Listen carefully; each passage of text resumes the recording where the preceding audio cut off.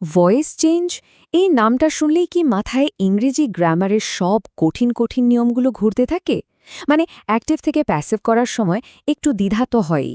চিন্তা নেই, আজকের এই আলোচনায় আমরা ভয়েস চেঞ্জের নিয়মগুলোকে একদম সহজ করে ধাপে ধাপে ভেঙে দেখব, যাতে পুরো ব্যাপারটা জলের মতো পরিষ্কার হয়ে যায়। চলুন এক ঝলকে দেখে নিই আমরা কি কি বিষয় নিয়ে কথা বলতে যাচ্ছি। প্রথমে আমরা জানব প্যাসিভ ভয়েস আসলে কি, তারপর দেখব এর মূল সূত্রটা। এরপর টেন্স আর মডেল ভার্ব থাকলে কি পরিবর্তন হয় সেটাও জেনে নেব। শেষে কিছু বিশেষ নিয়ম দেখে পুরো বিষয়টার একটা সারসংক্ষেপ করা হবে। তো আসল প্রশ্নটা হলো, অ্যাক্টিভ থেকে প্যাসিভ ভয়েসে বাক্য বদলানো কি সত্যিই কঠিন? সত্যি বলতে কি, এর মূল নিয়মগুলো একবার ধরে ফেলতে পারলে বিষয়টা কিন্তু আর মোটেও জটিল থাকে না। চলুন একটা একদম সহজ বাক্য দেখি। অ্যাক্টিভ ভয়েসে আমরা বলছি হি পেইন্টস দ্য রুম, মানে সে ঘরটা রং করে। আর প্যাসিভ ভয়েসে সেটাই হয়ে যাচ্ছে the room is painted by him, মানে ঘরটা তার দ্বারা রং করা হয়। দুটো বাক্যের মানে কিন্তু একই, শুধু বলার ভঙ্গিটা পাল্টে গেল। কিন্তু এই পরিবর্তনটা হলোটা কিভাবে? চলুন এটাই এখন আমরা ধাপে ধাপে দেখব। তো সবার আগে আমাদের জানতে হবে এই প্যাসিভ ভয়েস বা কর্মবাচ্য জিনিসটা আসলে কি, আর আমরা এটা ব্যবহারই বা কেন করি। আসলে মূল পার্থক্যটা কিন্তু খুবই সোজা। অ্যাক্টিভ ভয়েসে যে সাবজেক্ট বা কর্তা সে নিজেই কাজটা করে। যেমন আমি একটা বই পড়ি, এখানে কাজটা কে করছে? আমি। কিন্তু প্যাসিভ ভয়েসে কাজটা করা হয় সাবজেক্টের ওপর।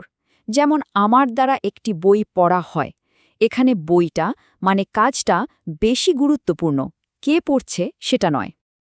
আচ্ছা, এবার আসা যাক সবচেয়ে জরুরি অংশে। অ্যাক্টিভ থেকে প্যাসিভ করার একটা মূল সূত্র আছে, যেটা একবার বুঝে গেলে ব্যাস প্রায় সব ক্ষেত্রেই কাজ হয়ে যাবে। এই ফর্মুলাতে মোট 5টা সহজ ধাপ আছে। চলুন এক এক করে দেখি। 1 নম্বর, অ্যাক্টিভ বাক্যের অবজেক্ট হয়ে যাবে প্যাসিভ বাক্যের সাবজেক্ট।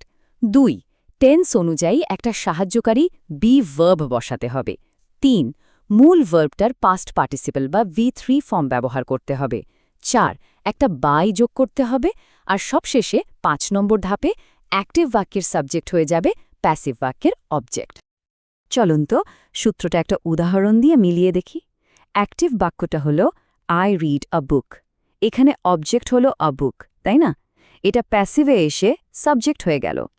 এটা প্রেজেন্ট টেন্স, তাই সাহায্যকারী ভার্ব হিসেবে বসল ইজ। এরপর রিডের V3 ফর্ম রিড, তবে উচ্চারণটা হবে রেড। তারপর নিয়ম অনুযায়ী বাই বসল, আর সব শেষে অ্যাক্টিভের সাবজেক্ট আই হয়ে গেল অবজেক্ট মি। দেখলেন তো কি সুন্দরভাবে সূত্রটা কাজ করল? আর একটা মজার ব্যাপার কি জানেন, মূল সূত্র কিন্তু সব টেন্সের জন্য একই থাকে, শুধু টেন্স বদলানোর সাথে সাথে আমাদের ওই সাহায্যকারী বি ভার্বটা একটু বদলে যায়।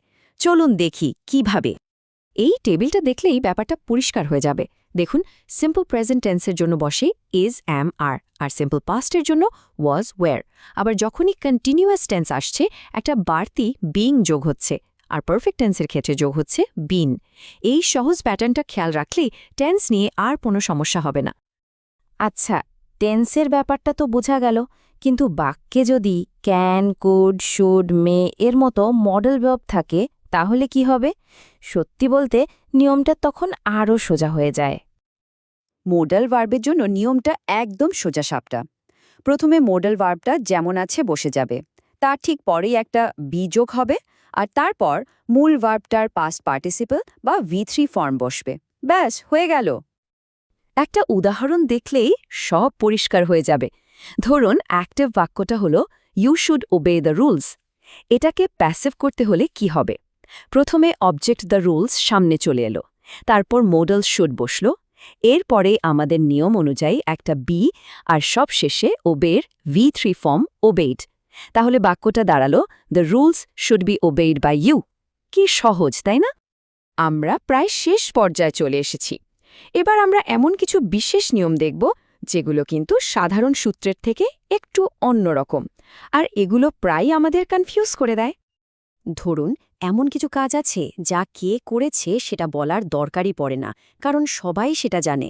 যেমন চোরকে কে গ্রেফতার করে? পুলিশ।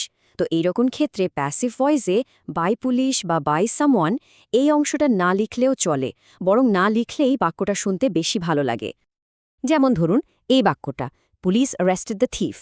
এটাকে প্যাসিভ করলে হয় the thief was arrested by police. কিন্তু কথাটা একটু কেমন শোনালো না, কারণ গ্রেফতার তো পুলিশই করে। তাই বাই পুলিশ অংশটা বাদ দিয়ে শুধু দ্য থিফ ওয়াজ অ্যারেস্টেড বললেই কিন্তু কথাটা অনেক বেশি স্মার্ট আর স্বাভাবিক শোনায়। এবার একটা ছোট্ট ধাঁধা। বাক্যটা হলো আই নো হেম। কি মনে হচ্ছে আমাদের সে 5 ধাপের নিয়ম দিয়ে এটার প্যাসিভ কি হওয়া উচিত? আচ্ছা, নিয়ম অনুযায়ী এর প্যাসিভ কি he is known by me হবে? ভাবুন তো একবার, কথাটা শুনতে কি ঠিক লাগছে? এখানেই কিন্তু একটা দারুণ ব্যাপার আছে। আর এখানেই হলো আসল চমকটা। সব ভার্বের পরে কিন্তু বাই বসে না। কিছু নির্দিষ্ট ভার্ব আছে যেগুলোর পরে অন্য প্রেপোজিশন বসে, যেমন নো এর পরে সব সময় টু বসে। তাই সঠিক প্যাসিভ বাক্যটা হবে হি ইজ নোন টু মি। ঠিক একইভাবে প্লিজ ভার্বটার পর উইথ বসে। এই ছোট ছোট ব্যতিক্রমগুলো কিন্তু মনে রাখা খুব জরুরি। তো চলুন এতক্ষণের পুরো আলোচনাটা একবারে ঝালিয়ে নেওয়া যাক। তাহলে আমরা কি শিখলাম? প্রথমত, প্যাসিভ ভয়েসে ফোকাস থাকে কাজের উপর, কর্তার উপর নয়। দ্বিতীয়ত, আমাদের সেই 5 ধাপের ম্যাজিক ফর্মুলাটা মনে রাখতে হবে।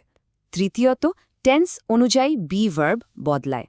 চতুর্থত, মডেল ভার্ব থাকলে তারপরে বি আর V3 বসে। আর সবশেষে কিছু বিশেষ নিয়ম, যেমন অপ্রয়োজনীয় এজেন্ট বাদ দেওয়া বা কিছু ভার্বের সাথে বাইয়ের বদলে অন্য প্রেপোজিশন ব্যবহার করা, এগুলোও খেয়াল রাখতে হবে। আশা করি ভয়েস চেঞ্জ নিয়ে আপনাদের ধারণা এখন অনেকটাই পরিষ্কার হয়ে গেছে। ইংরেজি গ্রামার কিন্তু অনেকটা ধাঁধার সমাধানের মতো। একটার পর একটা নিয়ম খুলতে থাকলে পুরো ছবিটা স্পষ্ট হয়ে যায়। আচ্ছা, ভাবার বিষয় হলো গ্রামারের এরকম আর কোন কোন বিষয় আছে যা আমাদের কাছে ঠিক এইরকমই মজার কিন্তু একটু জটিল মনে হয়?